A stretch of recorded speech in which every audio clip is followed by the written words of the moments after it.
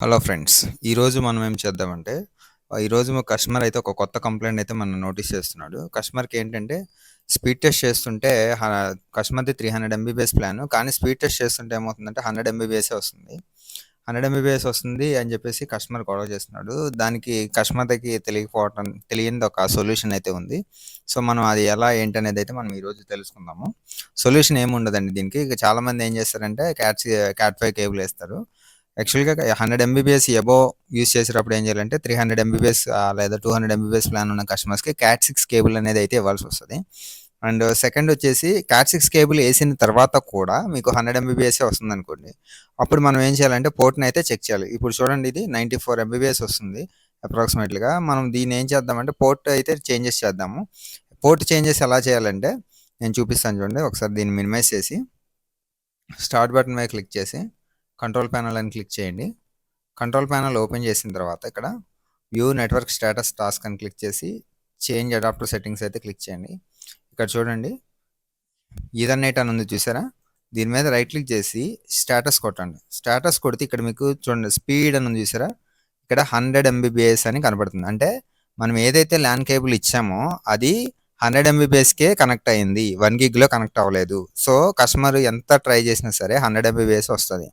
So దీన్ని changes చేయాలంటే ఎలా అంటే, ఇది ఆల్రెడీ క్యాట్ 6 కేబుల్ పెట్టినప్పుడు ఇలా ఉందనుకోండి, ఒక చిన్న ఆప్షన్ ఉంటుంది. లేదు క్యాట్ 5 కేబుల్ ఉన్నప్పుడు ఉందనుకోండి, జస్ట్ మీరు క్యాట్ 5 నుంచి క్యాట్ 6 కేబుల్కి అప్గ్రేడ్ చేస్తే సరిపోతుంది.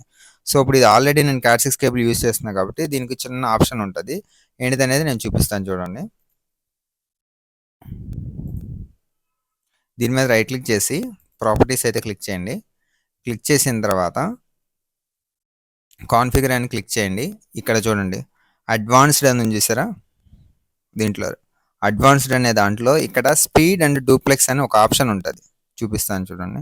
ఇదిగోండి స్పీడ్ అండ్ డూప్లెక్స్.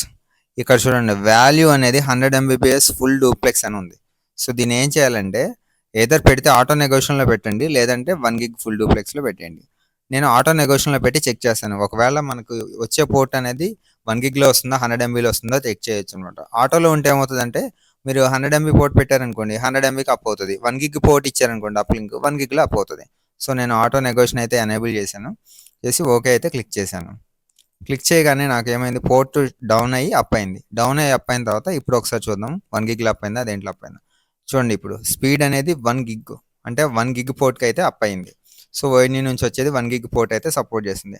ఇదే దాన్ని ఇప్పుడు మనం ఒకసారి స్పీడ్ టెస్ట్ చేసి చెక్ చేద్దాం. సో మనం ఏం చేద్దామంటే అగైన్ స్పీడ్ టెస్ట్ అయితే చేద్దాము. సో ఇప్పుడు స్పీడ్ టెస్ట్ చేసినప్పుడు రిజల్ట్స్ ఒకసారి చూడండి ఎంత ఫాస్ట్గా ఉందో. సో చూడండి, ఇంతకుముందు 100 ఎంబీబీఎస్ వచ్చింది, సేమ్ కేబుల్ సేమ్ సిస్టము.